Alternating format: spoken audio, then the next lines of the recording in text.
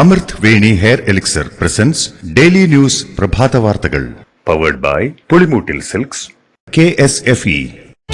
ഈ ആണുങ്ങൾക്ക് മാത്രം എന്താ ഇത്ര അധികം നെറ്റ് കെയറിലും ഹെയർ ലോസ് ഒക്കെ ഉണ്ടാവണേ? ആണുങ്ങളുടെ ഹെയർ ലോസിന്റെ മേജർ റീസൺസ് തന്നെ ഡിഫറെന്റ് ആണ്.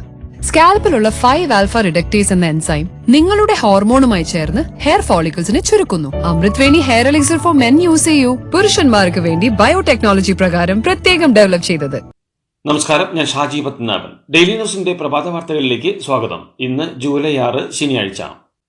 ബ്രിട്ടനിൽ അധികാരത്തിലേറിയ ലേബർ പാർട്ടി നേതാവ് കിയർ സ്റ്റാർമറിനെ അഭിനന്ദനമറിയിച്ച് പ്രധാനമന്ത്രി നരേന്ദ്രമോദി.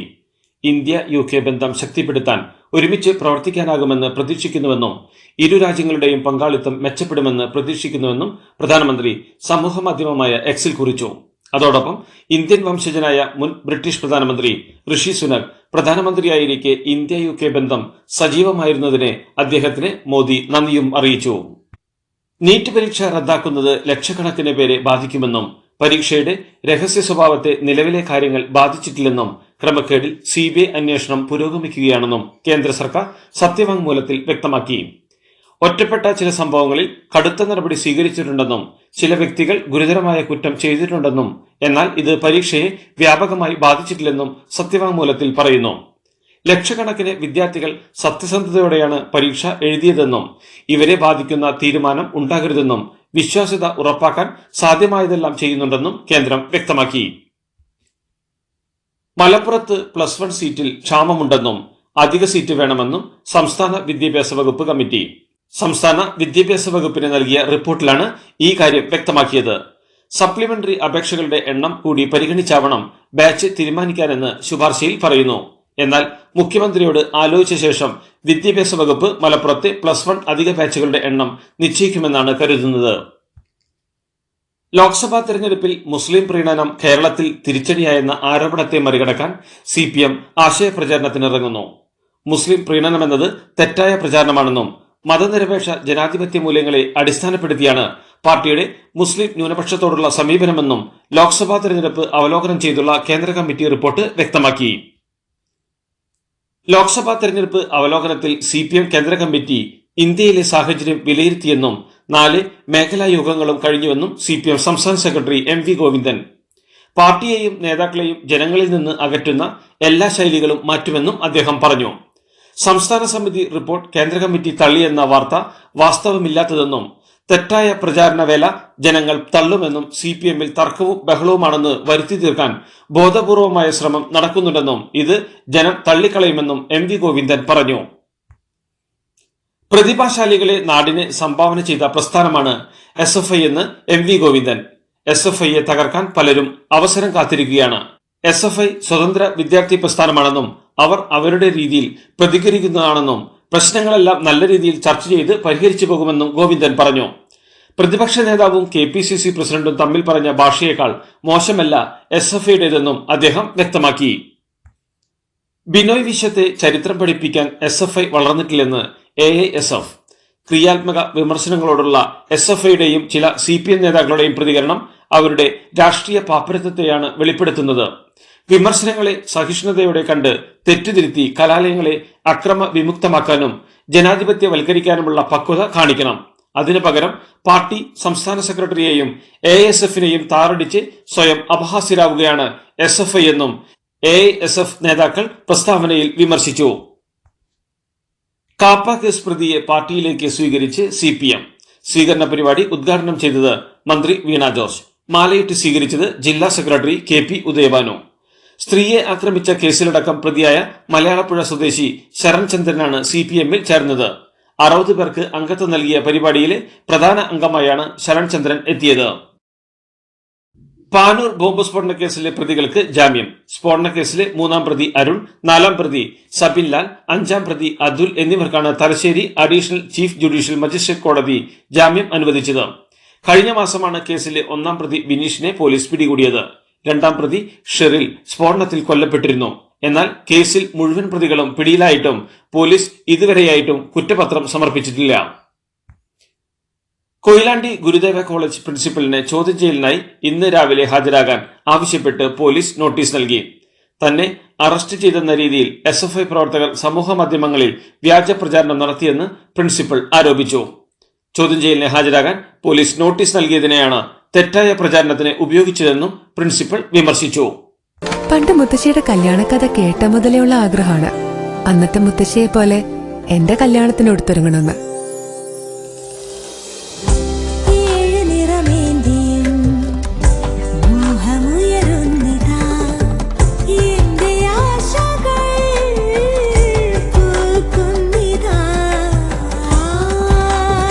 ചില ബന്ധങ്ങൾ തുടർന്നുകൊണ്ടേയിരിക്കും.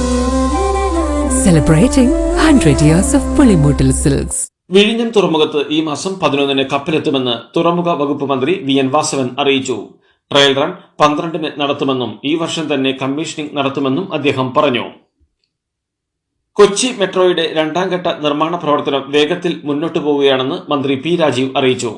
കല്ലൂർ സ്റ്റേഡിയം മുതൽ ഇൻഫോ പാർക്ക് വരെയുള്ള നിർമ്മാണത്തിന്റെ പൈലിംഗ് പ്രവർത്തനങ്ങളാണ് ഇപ്പോൾ നടക്കുന്നത്. 2017-ൽ സംസ്ഥാന സർക്കാർ അംഗീകരിച്ച ഇൻഫോ പാർക്ക് പാതയ്ക്ക് 2022-ലാണ് കേന്ദ്ര ക്യാബിനറ്റിന്റെ അനുമതി കിട്ടിയതെന്ന് മന്ത്രി രാജീവ് പറഞ്ഞു. എന്നാൽ പദ്ധതിക്കുള്ള തുക കേന്ദ്രം വെട്ടിക്കുറച്ചതോടെ വിദേശ വായ്പാ ഏജൻസി പിന്മാറിയതിനാൽ നിർമ്മാണം വീണ്ടും വൈകിയെന്നും മന്ത്രി പറഞ്ഞു. പാലക്കാട് തന്നാൽ കേരളം ഞങ്ങൾ എടുക്കുമെന്ന് കേന്ദ്രമന്ത്രി സുരേഷ് ഗോപി. പാലക്കാട്ടും ചേലക്കരയിലും വയനാട്ടിലും BJPക്കായി യോഗ്യരായ സ്ഥാനാർത്ഥികൾ വരണമെന്നും പാലക്കാട്ടെയും ചേലക്കരയിലെയും വിജയമാഘോഷിക്കാൻ സ്ഥാനാർത്ഥികൾക്ക് ഒപ്പം ഞാനുണ്ടാകുമെന്നും സുരേഷ് ഗോപി പറഞ്ഞു. മാന്നാറിലെ കലാകൊലപാതക കേസിൽ കസ്റ്റഡിയിലുള്ള പ്രതികളെ ഒറ്റയ്ക്കിരുത്തി ചോദ്യം ചെയ്ത് അന്വേഷണ സംഘം. 3 പേരെയും 3 സ്ഥലത്തിരുത്തിയാണ് ചോദ്യം ചെയ്തത്. ചോദ്യം ചെയ്യേണ്ട ആളുകളുടെ പട്ടിക പ്രത്യേക അന്വേഷണ സംഘം തയ്യാറാക്കി. മൃതദേഹ അവശിഷ്ടങ്ങൾ കണ്ടെടുക്കാൻ അന്വേഷണ സംഘം കൂടുതൽ സ്ഥലങ്ങളിൽ പരിശോധന നടത്തും. ഫോറൻസിക് പരിശോധനയ്ക്ക് അയച്ച സാമ്പിളുകളുടെ പരിശോധനാ ഫലം ഉടൻ കിട്ടുമെന്നാണ് പോലീസ് പ്രതീക്ഷ. അമീബിക് മസ്തിഷ്ക ജ്വരം സംബന്ധിച്ച കേസുകൾ ചർച്ച ചെയ്യാൻ മുഖ്യമന്ത്രി പിണറായി വിജയന്റെ അധ്യക്ഷതയിൽ യോഗം ചേർന്നു. വൃത്തിഹീനമായ ജലാശയങ്ങളിൽ കുളിക്കാൻ ഇറങ്ങരുതെന്ന് മുഖ്യമന്ത്രി നിർദ്ദേശിച്ചു. സ്വിമ്മിംഗ് പൂളുകൾ നന്നായി ക്ലോറിനേറ്റ് ചെയ്യണം. കുട്ടികളെയാണ് ഈ അസുഖം കൂടുതലായി ബാധിക്കുന്നതായി കാണുന്നത്. അതിനാൽ കുട്ടികൾ ജലാശയങ്ങളിൽ ഇറങ്ങുമ്പോൾ ജാഗ്രത പാലിക്കണമെന്നും മുഖ്യമന്ത്രി പറഞ്ഞു. ഹരിപ്പാട് തൃക്കുന്നപ്പുഴയിൽ വെസ്റ്റ് നൈൽ പനി സ്ഥിരീകരിച്ചു. ജില്ലയിൽ ആരോഗ്യവകുപ്പ് ജാഗ്രതാ നിർദ്ദേശം നൽകിയിട്ടുണ്ട്. 2 മാസം മുമ്പാണ് വെസ്റ്റ് നൈൽ പനി ബാധിച്ച് ഇടുക്കി മെഡിക്കൽ കോളേജിൽ ചികിത്സയിൽ കഴിഞ്ഞിരുന്ന കോഴിക്കോട് സ്വദേശിയായ യുവാവ് മരിച്ചത്. പാലക്കാടും വെസ്റ്റ് നൈൽ പനി ബാധിച്ച് ചികിത്സയിലായിരുന്ന വയോധികൻ മരിച്ചു. 5 വയസ്സിൽ താഴെയുള്ളവർക്കും നവജാത ശിശുക്കൾക്കും ആധാറിൽ പേര് ചേർക്കാം. 0 മുതൽ 5 വയസ്സ് വരെയുള്ള കുട്ടികളുടെ ആധാർ എൻറോൾമെന്റ് സമയത്ത് അവരുടെ ബയോമെട്രിക്സ് ശേഖരിക്കില്ല. എന്നാൽ എൻറോൾ ചെയ്യപ്പെടുമ്പോൾ കുട്ടികളുടെ ജനന സർട്ടിഫിക്കറ്റ് ഹാജരാക്കേണ്ടതുണ്ട്. പിന്നീട് കുട്ടികളുടെ 5-ാം വയസ്സിലും 15-ാം വയസ്സിലും ബയോമെട്രിക്സ് നിർബന്ധമായും പുതുക്കേണ്ടതുണ്ട്. റോഡ് നിർമ്മാണവുമായി ബന്ധപ്പെട്ട് ജനങ്ങൾക്കുണ്ടാകുന്ന ബുദ്ധിമുട്ടുകൾ പരമാവധി പരിഹരിക്കാനാണ് സർക്കാർ ശ്രമിക്കുന്നതെന്ന് മന്ത്രി PA മുഹമ്മദ് റിയാസ് നിയമസഭയിൽ പറഞ്ഞു. നജീബ് കാന്തപുരം MLAയുടെ അടിയന്തര പ്രമേയ നോട്ടീസിന് മറുപടി പറയുകയായിരുന്നു അദ്ദേഹം. റോഡുകളുടെ നിർമ്മാണത്തിനും അറ്റകുറ്റപ്പണികൾക്കും ശാസ്ത്രീയ മാർഗങ്ങളാണ് അവലംബിച്ചു വരുന്നതെന്നും ഡിഫക്ട് ലയബിലിറ്റി പീരിയഡ് ഉൾപ്പെടെയുള്ള കാര്യങ്ങളുടെ നിരീക്ഷണത്തിന് MLAമാർക്ക് കൂടി അവസരമുണ്ടാക്കുമെന്നും മന്ത്രി പറഞ്ഞു. BJP കേന്ദ്ര ഘടകം സംസ്ഥാന ഘടകങ്ങളുടെ ചുമതല പുതുക്കി നിശ്ചയിച്ചു. പല സംസ്ഥാന ഘടകങ്ങളിലും മാറ്റമുണ്ടെങ്കിലും കേരളത്തിന്റെ ചുമതലയിൽ പ്രകാശ് ജാവ്ദേക്കർ തന്നെ തുടരും. സഹചുമതല ഒഡീഷയിലെ MP അപരാജിത സാരംഗിക്കായിരിക്കും. പത്തനംതിട്ടയിൽ NDA സ്ഥാനാർത്ഥിയായിരുന്ന അനിൽ ആന്റണിക്ക് നാഗാലാൻഡിന്റെയും മേഘാലയയുടെയും ചുമതലയുണ്ടാകും. വടക്കുകിഴക്കൻ സംസ്ഥാനങ്ങളുടെ സഹ കോർഡിനേറ്റർ സ്ഥാനം V. മുരളീധരനും നൽകി. ഉപരാഷ്ട്രപതി ഡോക്ടർ ജഗ്ദീപ് ധൻകർ ഇന്ന് കേരളത്തിലെത്തും. Thiruvananthapuram Indian institute of space science and ടെക്നോളജിയിലെ 12ാമത് ബിരുദദാന ചടങ്ങിൽ മുഖ്യാതിഥിയായി പങ്കെടുക്കാനാണ് ഉപരാഷ്ട്രപതി എത്തുന്നത്. ഇന്ന് കൊല്ലത്ത് തങ്ങുന്ന ഉപരാഷ്ട്രപതി നാളെ ഡൽഹിക്ക് മടങ്ങും.